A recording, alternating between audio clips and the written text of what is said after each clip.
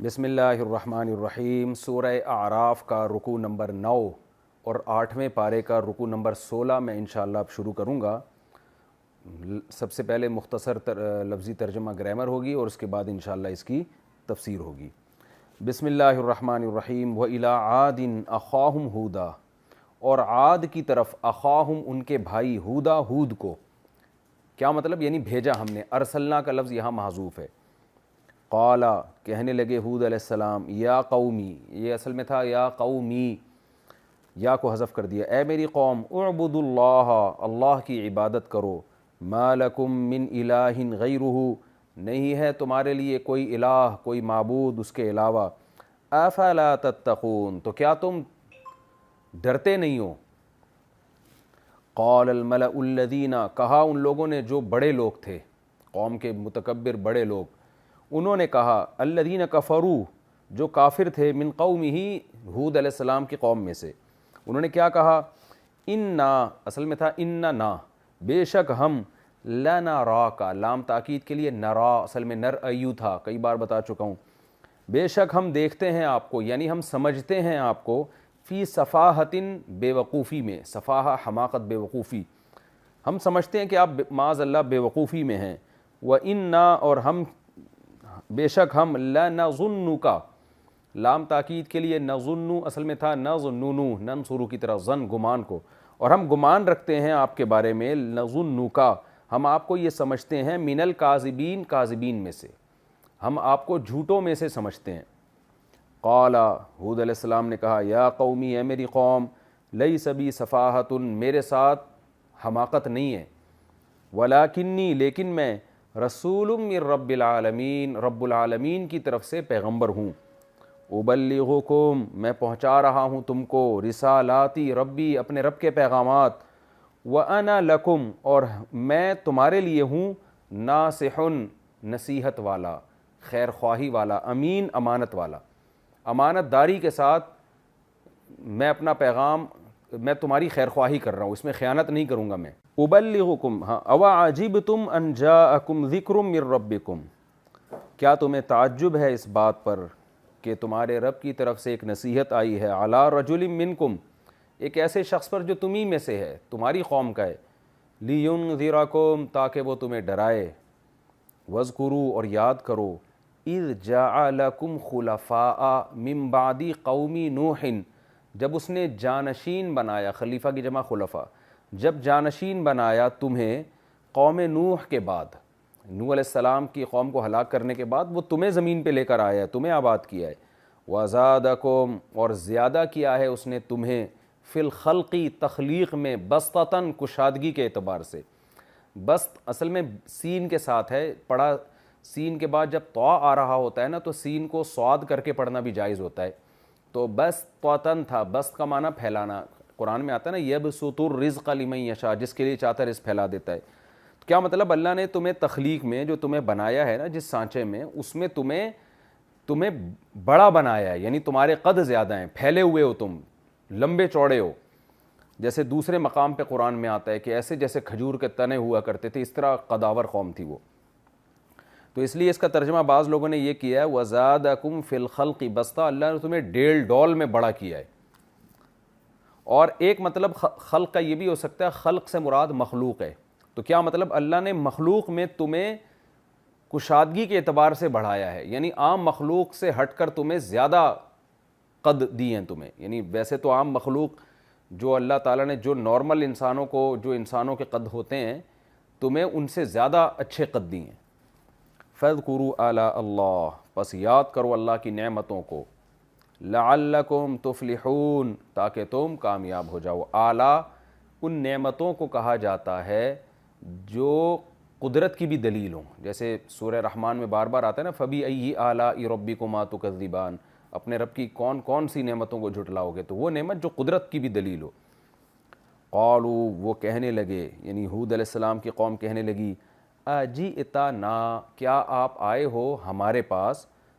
لِنَعْبُدَ اللَّهَ، اس لیے کہ نعبد اللہ وحدہ، ہم عبادت کریں صرف ایک اللہ کی، وَنَذَرَ، وذر یوذرو چھوڑ دینا، یذرو پڑھا جاتا ہے، اور نظرو اصل میں نوذرو تھا، یہ کئی دفعہ آ چکا ہے، چھوڑ دینا، ترک کر دینا۔ ونذر اور ہم چھوڑ دیں ما ان معبودوں کو کان یعبد آباؤنا جن کی عبادت ہمارے باپ دادا کیا کرتے تھے، ہم سارے معبودوں کو چھوڑ دیں، بس ایک خدا کی عبادت کریں، آپ اس لیے ہمارے پاس آئے ہیں۔ فأتینا عطا یاتی آنا، اور اس کے بعد جب با آ جائے تو لانا، تو آگے چونکہ با آ رہی ہے تو فأتینا اصل میں تھا ائتینا، اضرب کی طرح، ائتی اضرب، اضرب کا معنی مار، ائتی کا معنی لا، تو آخر میں یا کو بھی حذف کر دیا، اور جو ائتی میں جو شروع میں الف تھا نا وہ کلام میں بیچ میں آنے کی وجہ سے وہ بھی سائلنٹ ہو گیا، جیسے اضرب میں جب شروع میں فا آئے تو اس کو پڑھتے ہیں فضرب، تو یہاں بھی ائتی میں شروع میں فا آ گیا تو پڑھیں گے فأتی، اور اس الف کو لکھا بھی نہیں جاتا، تو فأتی نا آپ لے آئیں، بما وہ چیز، تعیدونا جس کا آپ ہم سے وعدہ کر رہے ہیں، وعدہ یوعدو، یوعدو کو یعیدو پڑھا جاتا ہے، آپ جس چیز کا ہم سے وعدہ کر رہے ہیں جس عذاب کا، وہ لے آئیں ہمارے پاس، ان کنت من الصادقین اگر آپ سچے لوگوں میں سے، آپ سچے پیغمبر ہیں تو وہ عذاب لے آئیں آپ۔ قال ہود علیہ السلام نے کہا قد وقع علیکم تحقیق واقع ہو جائے گی تم پر، من ربکم تمہارے رب کی طرف سے، رجسن پکڑ بھی، وغضب اور غضب بھی، وہ تو بس آ گیا، وقع یہ پاسٹ ہے لیکن فیوچر کو پاس سے تعبیر کیا جا رہا ہے یہ بتانے کے لیے کہ وہ تو ہو کے رہے گا۔ اتجادلوننی کیا تم جھگڑا کر رہے ہو مجھ سے، جادل یجادل، ضارب یضارب کی طرح، تم جھگڑتے ہو مجھ سے، آ کا معنی کیا، مجھ سے جھگڑا کر رہے ہو، فی اسماء ایسے ناموں کے بارے میں، اسم کی جمع اسماء آتی ہے، ایسے ناموں کے بارے میں تم مجھ سے جھگڑ رہے ہو، سمیتموہا ان ناموں کو تم نے خود رکھ لیا ہے، یعنی ان بتوں کو نا نام سے تعبیر کر رہے ہیں کہ گویا ان بتوں کے صرف نام ہی ہیں، ان کی کوئی حیثیت نہیں ہے، تو یہ نام بھی تم نے خود ہی گڑھے ہیں، تو ان گڑھے ہوئے ناموں کے بارے میں تم مجھ سے بحث کر رہے ہو، یعنی میں ان کے بارے میں تمہیں دلائل دوں کہ یہ لچڑ ہیں، ان کی عبادت مت کرو، تم کیسی بات کر رہے ہو، یعنی بحث تو ہو نا کوئی اہم بات پر ہو، کوئی اہم چیز پر ہو تو انسان یہاں سے بھی دلائل وہاں سے بھی دلائل، تو تمہارا میرا جھگڑا ان ناموں کے بارے میں ہے جو تمہارے اپنے گڑھے ہوئے ہیں، یعنی اصل میں تو بت گڑھے ہوئے تھے نا، تو ان کو نام سے تعبیر کیا جا رہا ہے، گویا یہ بتایا جا رہا ہے کہ ان کے بھی صرف نام ہی ہے، حقیقت ان کی کچھ بھی نہیں ہے۔ سمیتموہا جن ناموں کو رکھ لیا ہے، انتم تم نے، و آباؤکم اور تمہارے باپ دادا نے، ما نزل اللہ بہا ان ناموں پر نازل نہیں کی ہے اللہ تعالیٰ نے، من سلطان کوئی مضبوط دلیل، یعنی ان ناموں کے برحق ہونے پر، نام سے مراد ہے جس کا نام رکھا گیا ہے، یعنی وہ بت جن کو مختلف ناموں سے پکارتے تھے، ان بتوں کے برحق ہونے پر کوئی دلیل نہیں ہے، لیکن بت کا نام لیے بغیر صرف اس کے نام کو وہ کیا جا رہا ہے، گویا اس کو ویلیو نہیں دی جا رہی۔ فانتظروا پس انتظار کرو، انی میں بھی، معکم تمہارے ساتھ، من المنتظرین انتظار کرنے والوں میں ہوں، یعنی جس عذاب کا تم کہہ رہے ہو نا کہ لے آؤ، تم بھی اس کا انتظار کرو، میں بھی انتظار کرتا ہوں۔ فانجیناہ اللہ فرماتے ہیں پس ہم نے ہود کو نجات دی، والذین معہ اور ان لوگوں کو بھی جو ہود کے ساتھ تھے، برحمت منا اس رحمت کی وجہ سے جو ہماری طرف سے تھی، وقطعنا اور کاٹ ڈالی ہم نے، قطع یقطع کاٹنا، دابر الذین کذبوا، دابر دم کو کہتے ہیں، جڑ کو بھی کہتے ہیں، تو ان لوگوں کی جڑ کاٹ ڈالی ہم نے، کذبوا بآیاتنا جو ہماری آیات کا انکار کر رہے تھے، وما کانوا مؤمنین اور وہ مومن نہیں تھے۔ تو یہ اس رکوع کا لفظی ترجمہ ہو گیا، بہت آسان تفسیر ہے، اب ہم اس کی تفسیر کی طرف چلتے ہیں، رکوع نمبر 9 اور 16 کی۔ اس سے پہلے والے رکوع میں اللہ تعالیٰ نے نوح علیہ السلام کا واقعہ بیان کیا، اب اللہ تعالیٰ ہود علیہ السلام کا واقعہ بیان کر رہے ہیں۔ نوح علیہ السلام کے دنیا سے جانے کے بعد نئی قوم آباد ہوئی جو ایمان لائے تھے، پھر انہی کی نسلیں بڑھی ہیں، انہی کی نسل میں آگے چل کے قوم عاد پیدا ہوئی۔ قوم عاد دو تھیں، ایک عاد اولا اور ایک عاد اخرى، تو یہ عاد اولا ہے، یعنی جو پہلے قوم آئی تھی عاد، اس کو یہ ارم جو ہے نا ان کے باپ دادوں میں کوئی گزرے ہیں، ان کی اولادوں میں ہیں یہ، تو ان میں جو پہلے نمبر پہ قوم عاد آئی ہے اس کو عاد اولا کہا جاتا ہے، تو دوسرے نمبر پہ آئی اس کو عاد اخری کہا جاتا ہے۔ تو یہ عاد اولا ہے جو قدیم قوم تھی، ان کی طرف اللہ نے ہود علیہ السلام کو بھیجا۔ اللہ فرماتے ہیں ہم نے قوم عاد کی طرف ان کے بھائی، یعنی بھائی سے مراد انہی کی قوم کے آدمی، ہود علیہ السلام کو بھیجا۔ ہود علیہ السلام نے کیا کہا؟ یا قومی، اے میری قوم، اعبدوا اللہ، اللہ کی عبادت کرو، ما لکم من الہ غیرہ، اللہ کے سوا کوئی معبود نہیں۔ اب آپ دیکھیں نوح علیہ السلام کی قوم کو اللہ نے ہلاک کیا شرک کی وجہ سے۔ وہ جو 40-50 لوگ بچے تھے دنیا میں، ان سب کو پتہ تھا کہ بت پرستی کتنی بری چیز ہے، لیکن آگے انہی کی نسلوں میں پھر کیسے بت پرستی پیدا ہوئی ہے۔ حالانکہ وہ نوح علیہ السلام کا قصہ، ان کا واقعہ سینہ بسینہ سنتے چلے آ رہے تھے کہ ایسے قوم ہلاک ہوئی تھی، تبھی تو پیغمبر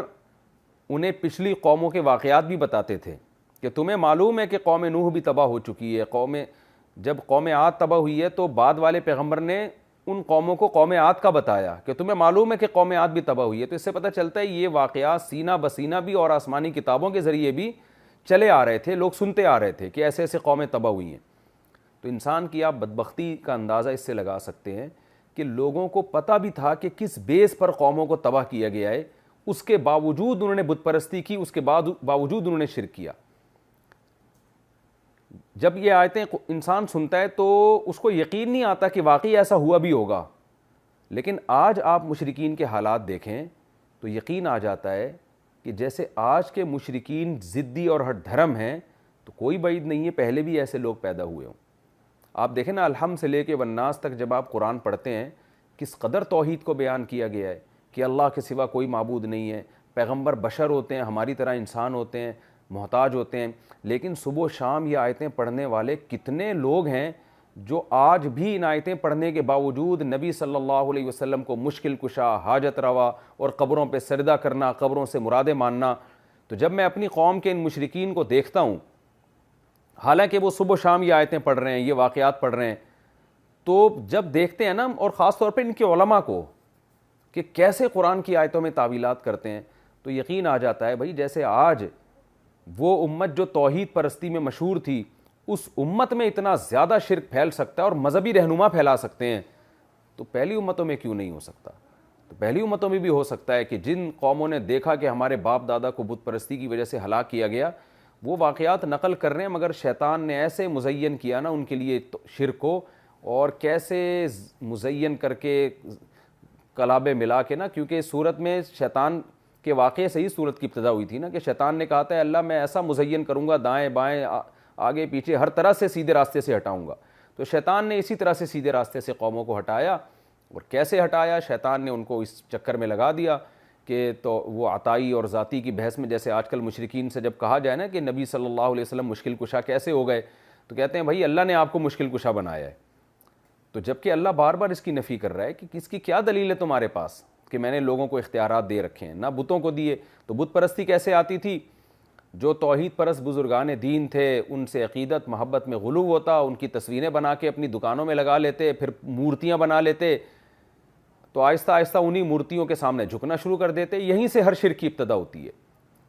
تو بیس اس کی توحید ہی ہوتی تھی، اور پھر اس میں آگے جا کے عقیدت میں غلو شرک کا ذریعہ بن جاتی تھی۔ تو ان آیتوں سے ہمیں عبرت حاصل کرنی چاہیے کہ عقیدت میں غلو یہ ہر برائی اور ہر شرک کی جڑ ہے۔ آج بھی میں جاتا ہوں دکانوں میں، مذہبی رہنماؤں کی تصویریں لگی دیکھتا ہوں، لوگوں سے کہتا ہوں یہ ہٹاؤ، یہ حرام ہے تصویر سازی، لیکن وہ نہیں ہٹاتے، وہ غصے میں آتے ہیں ہمارے پیر صاحب کی تصویر ہے یہ، اس کی وجہ سے دکان میں برکت ہے۔ تو یہ ہے وہ شرک جس سے اسلام نے روکا ہے، اور شیطان کس طرح سے قوموں کو تباہ کرتا ہے۔ تو قرآن کیا کہہ رہا ہے؟ ہم نے تو انہوں نے کیا کہا ہود علیہ السلام نے کہ قال الملأ قال یا قوم اعبدوا اللہ ما لکم من الہ غیرہ، ہاں، اواعجبتم ان جاءکم ذکر من ربکم علی رجل منکم لینذرکم واذکروا اذ جعلکم خلفاء من بعد قوم نوح یا قوم اعبدوا اللہ ما لکم من الہ غیرہ۔ تو ہود علیہ السلام نے کیا کہا؟ اے میری قوم، اللہ کی عبادت کرو، اللہ کے سوا کوئی عبادت کے لائق نہیں ہے، تم تقوی کیوں نہیں اختیار کرتے، اللہ سے ڈرتے کیوں نہیں ہو اس شرک کے معاملے میں؟ قال الملأ الذین کفروا من قومہ، تو قوم کے جو بڑے لوگ تھے وہ کہنے لگے، ہر پیغمبر کو قوم کے بڑے لوگوں سے ہی واسطہ پڑا ہے، اور بڑوں نے ہی مخالفت کی ہے, غریبوں نے مخالفت ہمیشہ کم کی ہے. وہ کیا کہنے لگے, انا لنراک فی صفاحۃ, ہم سمجھتے ہیں آپ حماقت میں, معاذ اللہ بیوقوفی میں پڑے ہوئے ہو. وَإِنَّا لَنَظُنُّكَ مِنَ الْكَاذِبِينَ, اور ہم آپ کو جھوٹے لوگوں میں سے سمجھتے ہیں, آپ معاذ اللہ جھوٹ بول رہے ہو کہ آپ اللہ کے پیغمبر ہو. ہود علیہ السلام نے جواب میں کہا, یا قومی لیس بی صفاحہ, اے میری قوم میرے ساتھ حماقت نہیں ہے, وَلَٰكِنِّي رَسُولٌ مِّن رَّبِّ الْعَالَمِينَ, میں رب العالمین کی طرف سے رسول ہوں, جس کا کام کیا ہے, اُبَلِّغُكُمْ رِسَالَاتِ رَبِّي, اپنے رب کے پیغامات تم تک پہنچا رہا ہوں, وَأَنَا لَكُمْ نَاصِحٌ أَمِينٌ, اور میں امانت دار خیر خواہ ہوں, تمہارا پوری ذمہ داری کے ساتھ اللہ کا پیغام تم تک پہنچاؤں گا, اس میں خیانت نہیں کروں گا, اور اس میں تمہارا خیر خواہ ہوں, تمہاری بھلائی چاہتا ہوں. اَوَعَجِبْتُمْ أَن جَاءَكُمْ ذِكْرٌ مِّن رَّبِّكُمْ, جیسے نوح علیہ السلام کی قوم نے آپ کو بشر ہونے کا طعنہ دیا تھا نا, آپ ہماری طرح کے انسان ہیں, کھاتے ہیں پیتے ہیں, تو ایسے ہی ہود علیہ السلام کی قوم نے بھی طعنہ دیا کہ آپ تو ہماری طرح کے انسان ہیں, آپ کھاتے پیتے ہیں, بازاروں سے خریداری کرتے ہیں, تو آپ کو ہم پہ کیا فضیلت ہو گئی. تو اس کا جواب ہود علیہ السلام دے رہے ہیں, کیا تمہیں اس بات پر تعجب ہے کہ تمہارے رب کی طرف سے ایک نصیحت آ گئی تمہیں میں سے کسی مرد پر, کسی شخص پر, تو اس میں کون سی ایسی بات ہے کہ ایک شخص تمہاری ہی قوم کا ہو اور اس پر اللہ وحی نازل کر دیں, لِيُنذِرَكُمْ, تاکہ وہ تمہیں ڈرائے اللہ کے عذاب سے. جب میرے پاس نبوت کے دلائل ہیں تو اللہ کی طرف سے انسان کی بھی تو سلیکشن ہو سکتی ہے, اللہ کو یہ حق حاصل ہے. وَاذْكُرُوا إِذْ جَعَلَكُمْ خُلَفَاءَ, اور تم یاد کرو جب اللہ نے تمہیں نائب بنایا, من بعد قوم نوح, نوح علیہ السلام کی قوم کے بعد. تم نے تو واقعات سنے, قوم نوح ایک زمین پر بڑا سیلاب آیا تھا, پوری قوم برباد ہو گئی تھی, اس کے بعد تم زمین میں اللہ نے تمہیں آباد کیا ہے. وَزَادَكُمْ فِي الْخَلْقِ بَسْطًا, اور اللہ نے ڈیل ڈول میں, تخلیق میں تمہیں بہت کشادہ بنایا ہے. تمہارے قد, تمہارے سینے لوگوں سے زیادہ چوڑے اور لوگوں سے زیادہ اونچے قد ہیں, تمہارے صحت تمہاری اچھی ہے. فَاذْكُرُوا آلَاءَ اللَّهِ, اللہ کی نعمتوں کو یاد کرو, لَعَلَّكُمْ تُفْلِحُونَ, تاکہ تم کامیاب ہو جاؤ. یہ بتوں نے, ان معبودوں نے نہیں کیا, یہ سب اللہ نے کیا ہے. قالوا, تو بجائے دلائل سے جواب دینے کے وہ قوم کیا کہنے لگی, اجئتنا لنعبد اللہ وحدہ, آپ ہمارے پاس اس لیے آئے ہیں کہ ہم ایک اللہ کی عبادت شروع کر دیں. وَنَذَرَ مَا كَانَ يَعْبُدُ آبَاؤُنَا, اور صدیوں سے یا سالوں سے جو ہمارے باپ دادے جس کی عبادت کرتے ہیں ان کو ہم چھوڑ دیں, پورا کلچر ہی تبدیل ہو جائے. یعنی مذاق میں کہنے لگے کیا اس کام کے لیے آپ, یعنی اتنا ہود علیہ السلام کی دعوت کو انہوں نے اتنا گویا کہ غیر اہم سمجھا کہ اس پہ دلیل دینے کے بجائے یہ کہہ رہے ہیں کیا یہ بھی کوئی ایسی بات ہے جس میں ہم بحث کریں آپ سے. یعنی آپ تو پورا کلچر ہی چینج کرنے پہ تلے ہوئے ہیں, آپ کہہ رہے ہیں کہ جو باپ دادے اتنے سالوں سے کرتے چلے آ رہے ہیں سارے غلط تھے, تو یہ وہ بات ہے جس کے لیے آپ ہمیں سمجھا رہے ہیں. یعنی یہ کوئی سمجھانے کی بات ہے, یہ تو 100% غلط ہے. اس طرح سے اس کو کہتے ہیں استفہام انکاری, یعنی کسی سے سوال کیا جائے اس کا مطلب یہ ہو کہ یہ ایسی بات ہی نہیں ہے جس پہ بحث کی جائے. فاتنا بما تعیدنا, لہذا بحث کو چھوڑ دیں آپ جس چیز کا ہم سے وعدہ کر رہے ہیں نا, اگر آپ نبوت کے دعوے میں اور اپنے دعووں میں سچے ہیں تو جس عذاب کا وعدہ کر رہے ہیں وہ عذاب آپ لے آئیں. جب یہ بات ہود علیہ السلام نے سنی تو انہوں نے کیا فرمایا, قد وقع علیکم من ربکم رجس وغضب, اے میری قوم تمہارے رب کی طرف سے تم پر رجسن, پھٹکار اور غضب برسنے والا ہے, وہ تو واقع ہو کے رہے گا. اتجادلوننی, جیسے اس قوم نے کہا تھا نا ہود علیہ السلام سے کہ آپ اس لیے آئے ہیں کہ ہم اپنے باپ دادا کے معبودوں کو چھوڑ دیں, تو بالکل یہی انداز ہود علیہ السلام کا بھی تھا. کیا تم ان گڑھے ہوئے ناموں کے بارے میں مجھ سے مناظرے کر رہے ہو؟ یعنی یہ کوئی اس قابل ہیں کہ ان پہ بحث کی جائے؟ اس کی مثال ہے جیسے قرآن دوسرے مقام پہ کہتا ہے نا, الہم ارجل یمشون بہا, ان بتوں کے کیا پاؤں ہیں جن سے یہ چل سکیں, ان کے کیا ہاتھ ہیں جن سے یہ پکڑ سکیں. تو یہ اپنا کچھ نہیں کر سکتے, تو تمہارا کہاں سے, تمہاری بگڑی کہاں سے بنائیں گے. تو یہاں بھی قرآن کہہ رہا ہے کہ جس انداز میں قوم نے ہود علیہ السلام پر اعتراض کیا, اسی انداز میں ہود علیہ السلام نے قوم پہ اعتراض کیا کہ بھلا تم ایسے ناموں کے بارے میں مجھ سے مناظرہ کر رہے ہو, بحث کر رہے ہو, جن کو تم اور تمہارے باپ دادا نے خود سے گھڑا ہوا ہے, جس کے برحق ہونے پر اللہ نے آسمان سے کوئی دلیل نازل نہیں کی ہے. یعنی یہ تو اس قابل نہیں ہے, لچڑ ہے کہ ان پہ مناظرہ کیا جائے, ان پہ بحث کی جائے. ان کا تو باطل ہونا 2 اور 2 4 کی طرح واضح ہے. رہا یہ مسئلہ کہ عذاب چاہیے تمہیں, فانتظروا, تو تم بھی انتظار کرو. انی معکم من المنتظرین، میں بھی تمہارے ساتھ انتظار کرنے والوں، میں بھی انتظار کرتا ہوں، تم بھی انتظار کرو۔ فانجیناہ، قرآن کہتے ہیں ہم نے ہود علیہ السلام کو بچا لیا، نجات دے دی، اور ان لوگوں کو بھی جو آپ کے ساتھ تھے یعنی ایمان لائے تھے، برحمت منا، خاص اپنی رحمت سے، وقطعنا دابر الذین کذبوا بآیاتنا، اور ہم نے جو لوگ ہماری آیتوں کا انکار کیا کرتے تھے اور وہ ایمان نہیں لاتے تھے ان کی جڑیں کاٹ ڈالی۔ جیسے کہ سورہ الحاقہ میں ہے کہ قوم عاد کو اللہ نے ایک ایسی ہوا بھیجی، اما عاد فاہلکوا بریح صرصر عاتیہ سخرها علیہم 7 لیال و8 ایام، 7 راتیں اور 8 دن ایسی تیز ہوا چلی ہے کہ ان کو اٹھا اٹھا کے اس ہوا نے پٹخا ہے۔ اور قرآن کہتا ہے جب وہ ہوا تھمی ہے، 1 ہفتے کا طوفان تھما ہے، تو اے مخاطب اگر تو اس قوم کو دیکھتا تو ایسے اوندھے پڑے ہوئے تھے کأنہم اعجاز نخل خاویہ، جیسے کھجوروں کے باغات کٹتے ہیں نا تو درخت ایسے الٹے اوندھے پڑے ہوئے ہوتے ہیں، ایسے وہ قوم جو ہے نا ان کے نشانات، وہ ایسے اوندھی پڑی ہوئی قوم تھی وہ۔ تو اس سے یہ ضروری نہیں ہے کہ ان کے قد کھجوروں کے تنوں کے برابر ہوں، یہ تشبیہات ہیں، یہ ضروری نہیں ہے کہ ان کے قد جو ہے کھجور جتنے ہوں، کھجور کے درخت جتنے ہوں۔ مطلب یہ ہے کہ جیسے کہ بڑے بڑے قداور پڑے ہوتے ہیں نا تو ایسے لگتا ہے جیسے قداور درخت الٹے پڑے ہوئے ہیں جب کھیتیاں کٹتی ہیں۔ تو اللہ تعالیٰ نے اس قوم کو بھی تباہ و برباد کیا، اور اس قوم کا اللہ نے واقعہ بیان کیا، قوم عاد کا واقعہ۔ تو اللہ ہمیں یہ واقعات بتا رہے ہیں کہ عبرت حاصل کرو، ایسا نہ ہو کہ تم محمد صلی اللہ علیہ وسلم کا انکار کرو گے تو اللہ تمہیں بھی ہلاک و برباد نہ کرے۔ حدیث میں آتا ہے کہ میری امت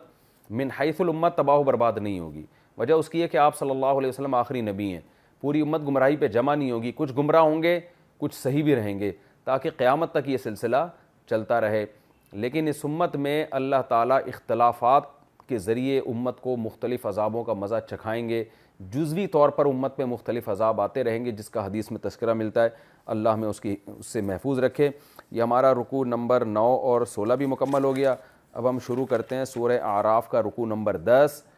اور 8ویں پارے کا رکوع نمبر 17، اور حسب معمول اس رکوع کا سب سے پہلے لفظی ترجمہ ہوگا اور انشاءاللہ پھر اس کی تفسیر ہوگی۔ بسم اللہ الرحمن الرحیم۔ وَإِلَىٰ ثَمُودَ أَخَاهُمْ صَالِحًا، اور قوم سمود کی طرف ہم نے بھیجا، یہاں بھی ارسلنا محذوف ہے، ہم نے بھیجا ان کے بھائی صالح کو یعنی صالح علیہ السلام کو۔ قال یا قومی، کہنے لگے اے میری قوم، اعبدوا اللہ، اللہ کی عبادت کرو، ما لکم من الہ غیرہ، نہیں ہے کوئی اس کے علاوہ تمہارا کوئی معبود، قد جاءتکم بینۃ من ربکم، تحقیق آ چکی ہے تمہارے پاس واضح دلیل تمہارے رب کی طرف سے، یعنی میرے برحق ہونے کی، میری دعوت کے برحق ہونے کی۔ وہ دلیل کیا ہے؟ ہذہ ناقۃ اللہ، یہ اللہ کی اونٹنی ہے، ناقہ اونٹنی کو کہتے ہیں، لکم آیتن، یہ تمہارے لیے ہے ایک نشانی، فذروہا، لہذا اس کو چھوڑ دو، اس کو مارو نہیں کیونکہ اللہ کی نشانی ہے۔ ذرو وہی ذر وذر یذرو کئی بار بتا چکا ہوں، اس کو چھوڑ دو۔ کیا چھوڑ دو؟ تأکل فی ارض اللہ، کہ اللہ کی زمین میں یہ کھاتی رہے۔ اکل یاکلو، نصر ینصرو کی طرح، اونٹنی چونکہ مؤنث ہے تو یاکلو کے بجائے تأکلو۔ ولا تمسوها بسوء، مس یمسو، مسی سے یمسسو کی طرح چھونا، اور اس کو مت چھوؤ تم بسوء، برائی کے ساتھ،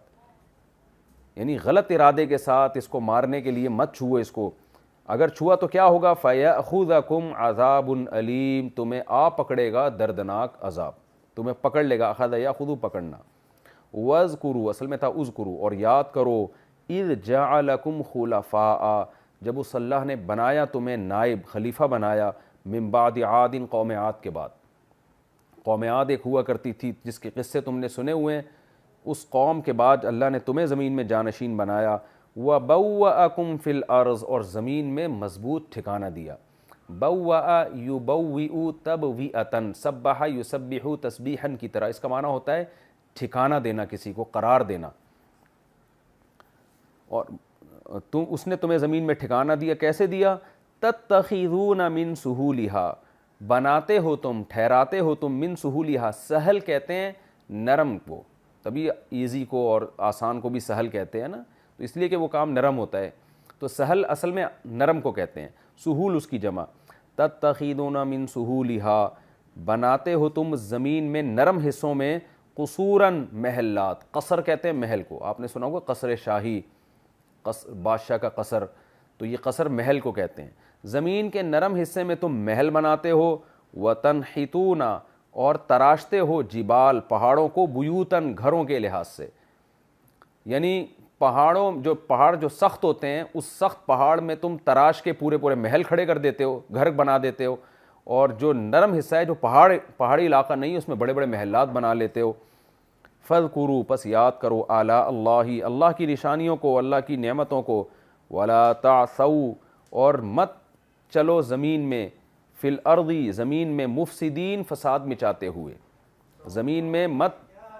چلنا پھرنا رکھو فساد مچاتے ہوئے، فساد نہ پھیلاؤ یعنی زمین میں۔ قال الملأ الذین کہا قوم کے بڑے لوگوں نے، استکبروا جو متکبر تھے، جنہوں نے تکبر کیا ہوا تھا، من قومہ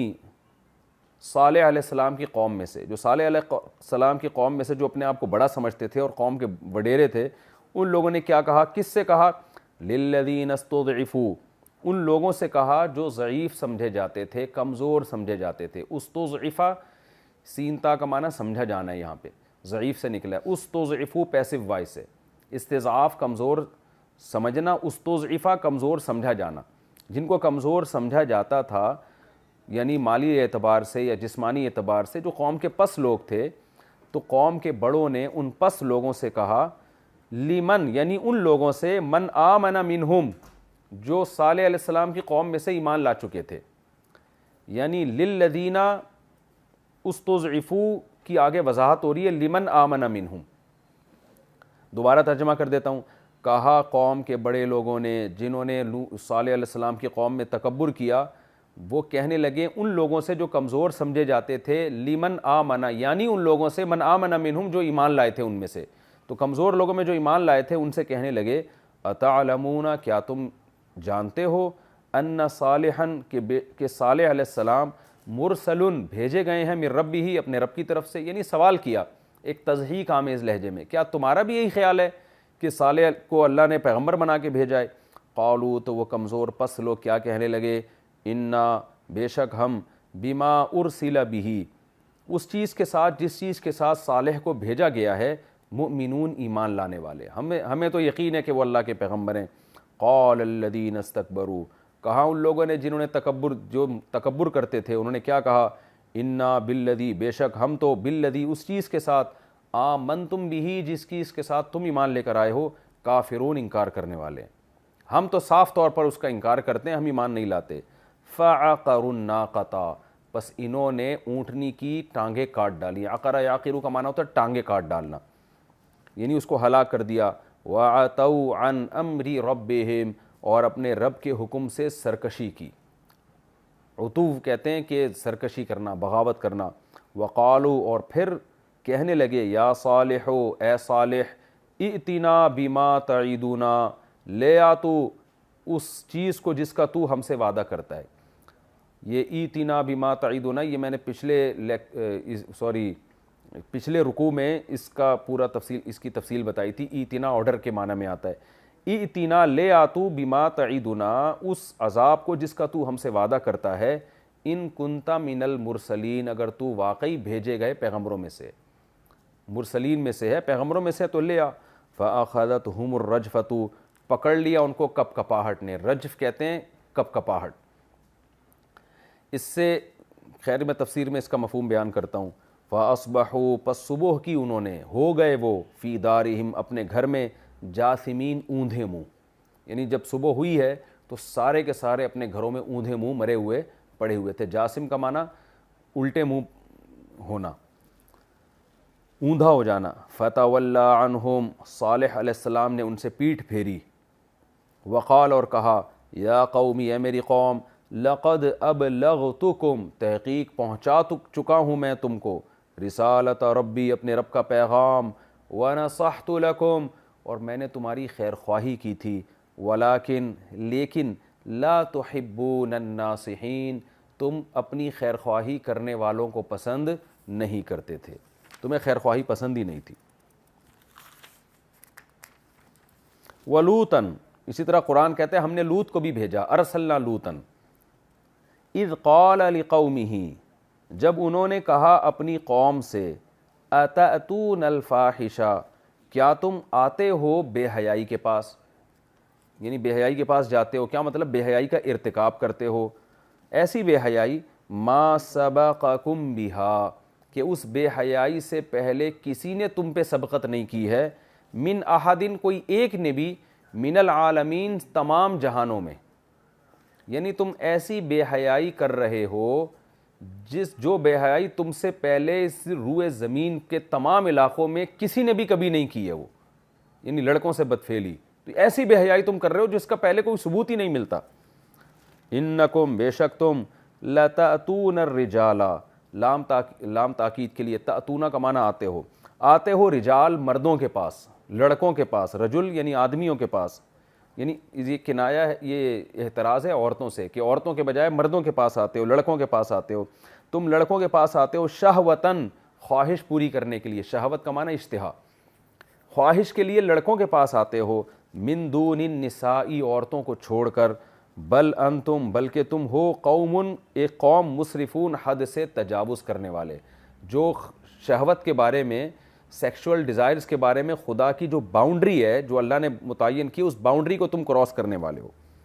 وما کان جواب قومہ، نہیں تھا لوط علیہ السلام کی قوم کا جواب، الا مگر، ان قالوا، صرف یہ جواب تھا، تمام تقریر کا جواب قوم کے پاس صرف ایک ہی تھا، قالوا، کہنے لگے، اخرجوہم، لوط اور اس کے ماننے والوں کو نکال دو، من قریتکم، اپنی بستی سے،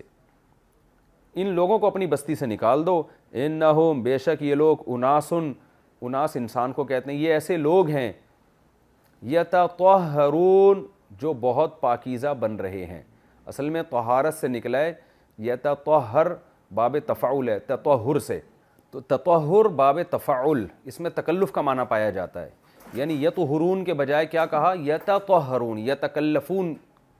باب ہے نا، تو یعنی گویا تکلف کر کے نیک بننے کی، پاکیزہ بننے کی کوشش کر رہے ہو،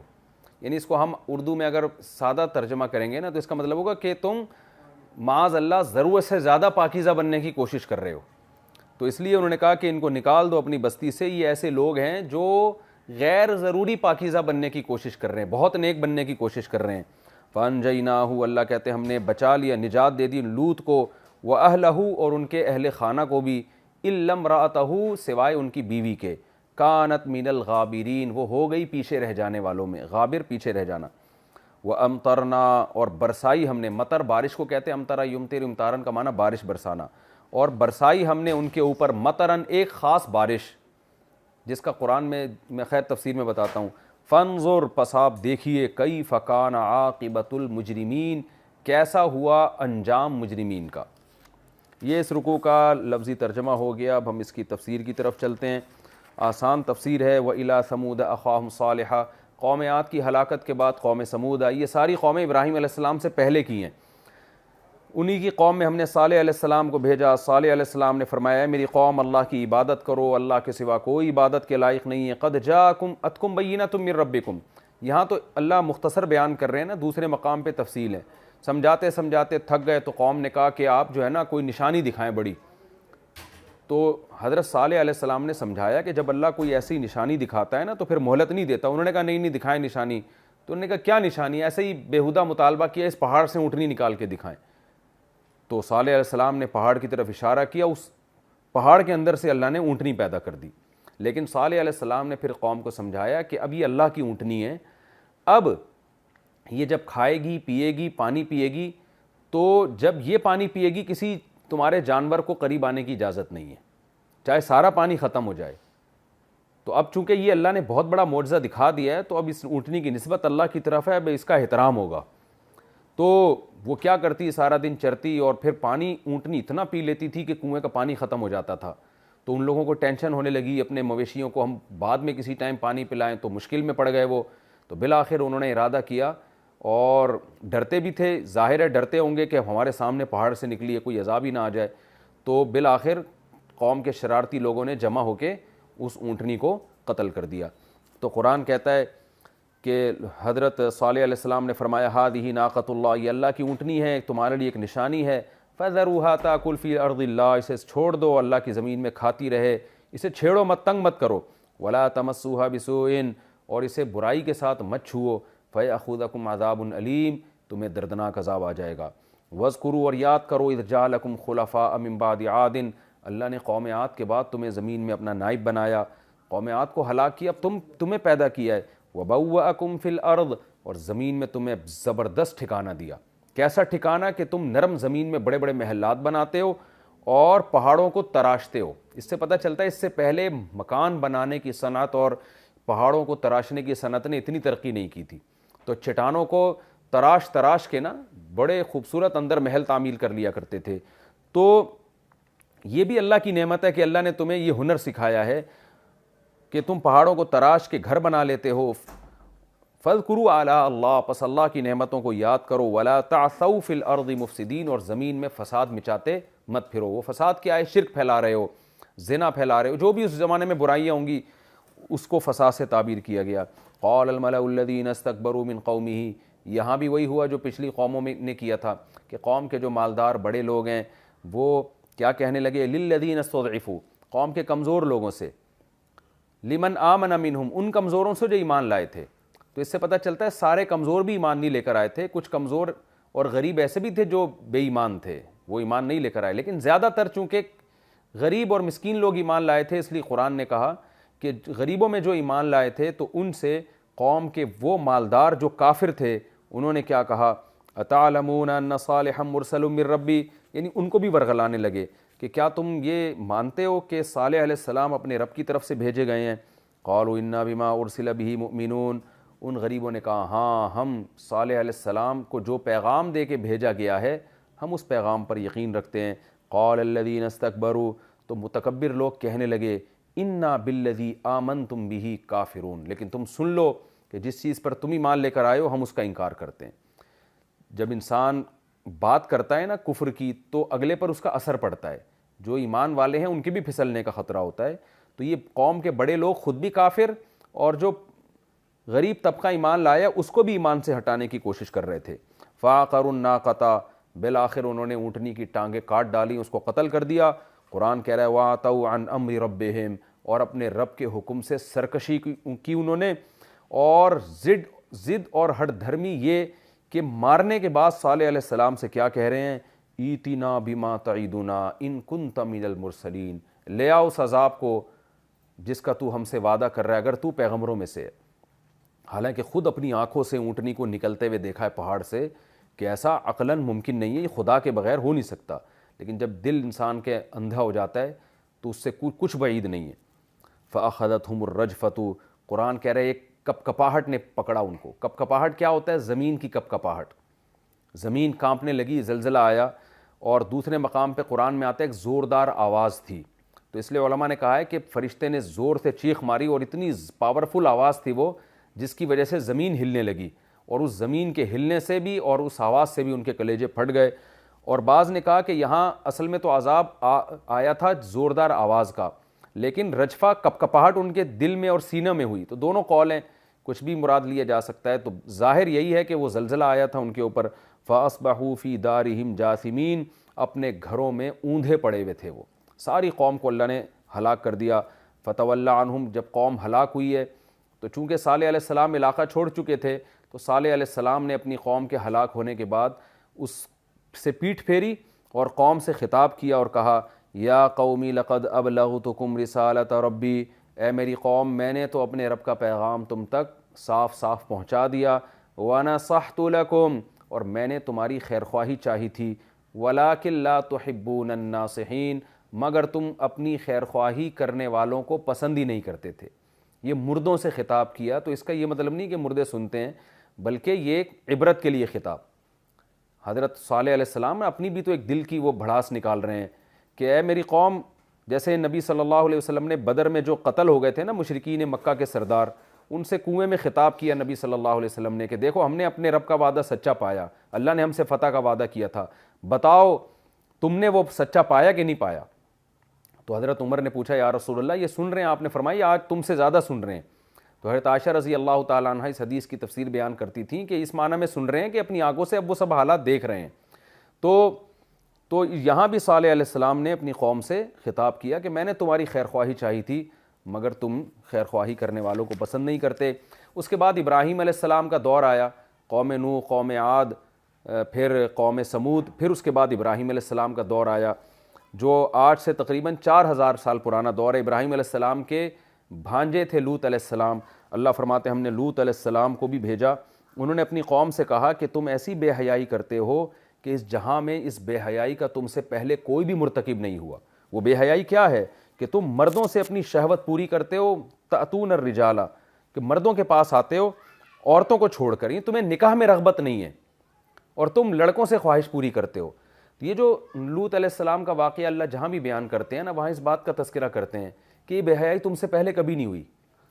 اس میں کیا نکتہ ہے؟ یہ بتانے کے لیے کہ یہ نیچرل نہیں ہے. آج جو ہومو سیکشولیٹی کے قائل ہیں نا لوگ، وہ کہتے ہیں یہ بھی نیچرل ہے کہ جب ایک آدمی کو لڑکیوں میں دلچسپی نہیں ہے تو کیا ہو گیا وہ لڑکے سے اپنی خواہش پوری کر رہا ہے. تو قرآن یہ بتا رہا ہے کہ یہ نیچرل نہیں ہے. نیچرل ہوتا تو آدم علیہ السلام کے بعد سے لے کر لوط علیہ السلام تک بہت لمبا زمانہ ہے، ہزاروں سال کا زمانہ ہے، تو کوئی ایک شخص تو یہ کام کرتا نا. اس سے پتہ چلتا ہے یہ نیچرل نہیں ہے، یہ بیماری ایک دوسرے سے لگتی ہے. کسی نے بچپن میں کسی کے ساتھ کوئی ایسی بدفعلی کی، اس کو عادت پڑی، پھر وہ دوسرے کو خراب کرتا ہے. اس طرح سے یہ چیز معاشرے میں پھیلتی ہے. تو انکم لتاتون الرجال شہوۃ من دون النساء بل انتم قوم مسرفون، تم وہ لوگ ہو جو حد سے تجاوز کرتے ہو. لیکن قرآن کہتا ہے ان کی قوم کے پاس کوئی جواب نہیں تھا سوائے اس کے قالوا اخرجوہم من قریتکم، لوط اور اس کی قوم کو نکال دو اپنی بستی سے، انہم اناس یتطہرون، یہ ایسے لوگ ہیں جو بہت پاکیزہ بننے کی کوشش کر رہے ہیں، بہت ہی نیک بننے کی کوشش کر رہے ہیں. تو ایسے نیک لوگوں کو ہماری بستی میں جگہ نہیں ہے، ہم یہ برائی نہیں چھوڑیں گے، آپ یہاں سے نکل جائیں. فانجیناہ اہلہ، اللہ فرماتے ہیں ہم نے لوط کو بھی بچایا، ان کے اہل و عیال کو بھی بچایا. دوسرے مقام پہ قرآن میں آتا ہے، مشہور لمبا واقعہ ہے، وہ میں انشاءاللہ انہی آیتوں میں بیان کروں گا. جب یہ واقعہ آئے گا، فرشتے خوبصورت انسانوں کی شکل میں آئے، قوم ان کی طرف بڑی ہے. پھر لوط علیہ السلام کو ان فرشتوں نے کہا ہم انسان نہیں، ہم فرشتے ہیں اور اس قوم کو تباہ کرنے آئے ہیں. راتوں رات لوط علیہ السلام گھر سے نکل گئے اور پھر قرآن کہتا ہے فجعلنا عالیہا سافلہا، ہم نے آسمان سے پتھروں کی بارش بھی برسائی اور زمین کو الٹ کے بھی ہلاک کر دیا ان کو. تو اللہ فرماتے ہیں ہم نے ان کو اور ان کے اہل و عیال کو بچا لیا سوائے ان کی بیوی کو. جگہ جگہ قرآن میں آتا ہے لوط علیہ السلام کی بیوی بھی اسی عذاب میں ہلاک ہوئی. ہوا یہ کہ بیوی لوگوں کو مخبری کیا کرتی تھی کہ فلاں جگہ خوبصورت لڑکے ہیں، جاؤ ان سے بدکاری کرو. اس کے عوض میں پیسے لیتی تھی یا نہیں لیتی تھی واللہ عالم، لیکن وہ یہ کام کیا کرتی تھی. تو لوط علیہ السلام کو اللہ نے کہا کہ جب تم اس بستی سے نکلو تو پیچھے مڑ کے کوئی نہ دیکھے، کیونکہ قوم پہ پتھروں کا عذاب آئے گا، پیچھے دیکھنا نہیں ہے کہ آ رہا ہے کہ نہیں آ رہا. لیکن اللہ نے لوط علیہ السلام کو پہلے بتا دیا کہ آپ کی بیوی جب آپ کے ساتھ نکلے گی تو چونکہ اس کو یقین نہیں ہے نا آپ کی اللہ کی آیات پر، وہ پیچھے مڑ کے دیکھے گی اور پتھر اس کے بھی لگے گا، وہ بھی ہلاک ہوگی اسی عذاب میں. تو قرآن کہتے ہیں ہم نے لوط کو اور اس کے اہل و عیال کو بچا لیا سوائے ان کی بیوی کو. ان کی بیوی کو ہم نے ہلاک کر دیا. کانت من الغابرین، وہ بھی پیچھے رہ جانے والوں میں سے ہو گئی. وامطرنا علیہم مطرا، اور ہم نے ان پر ایک خاص نوعیت کی بارش برسائی جو قرآن میں آتا ہے پتھروں کی بارش تھی. فانظر کیف کان عاقبۃ المجرمین، اے مخاطب دیکھ مجرموں کا کیسا انجام ہوا. تو اس سے یہ بھی پتہ چلتا ہے کہ انسان کی بیوی بھی اس کے اہل و عیال میں سے ہوتی ہے. تو اہل بیت میں سب سے پہلے ازواج مطہرات داخل ہیں. یہ جو بعض لوگ کہتے ہیں نا اہل بیت جن میں صرف چند صحابہ کو شامل کیا ہوا ہے اور حضرت خدیجہ کے علاوہ تمام بیویوں کو اس سے نکالا ہوا ہے نبی صلی اللہ علیہ وسلم کی اہل بیت سے، یہ غلط ہے. قرآن کہہ رہے ہیں ہم نے لوط علیہ السلام اور ان کے اہل و عیال کو بچا لیا سوائے بیوی، یعنی بیوی بھی اہل میں آتی ہے، بچے بھی آتے ہیں، لیکن بیوی کو اللہ نے بچایا نہیں اہل میں ہونے کے باوجود. تو اللہ فرماتے ہیں فانظر کیف کان عاقبۃ المجرمین، دیکھو کیسا انجام ہوا مجرمین کا. تو اس برائی، یہ جو آج کل لڑکوں میں بدفعلی والی بیماری ہے، بہت خطرناک چیز ہے، اللہ کے غضب کو دعوت دینے والی بات ہے. اس رکوع میں ہمیں یہ بھی پتہ چلا اور شرک کتنی بڑی برائی ہے یہ بھی پتہ چلا. ہمارے الحمدللہ 10 سورہ اعراف کے 10 رکوع اور 8ویں پارے کے 17 رکوع کمپلیٹ ہو چکے ہیں. اگلے ایپیسوڈ میں ہم انشاءاللہ سورہ اعراف کا رکوع نمبر 11 شروع کریں گے اور 8ویں پارے کا رکوع نمبر 18 شروع کریں گے. اور رکوع نمبر 18 میں ہی انشاءاللہ ہمارا 8واں پارہ کمپلیٹ ہو جائے گا اور اسی میں 9واں بھی شروع ہو جائے گا ہمارا. تو اگلے ایپیسوڈ میں انشاءاللہ ہم سورہ اعراف کا رکوع نمبر 11 اور 8ویں پارے کا رکوع نمبر 18 شروع کریں گے. اللہ تعالیٰ سمجھنے کی، عمل کرنے کی توفیق عطا فرمائے. وما علینا الا البلاغ.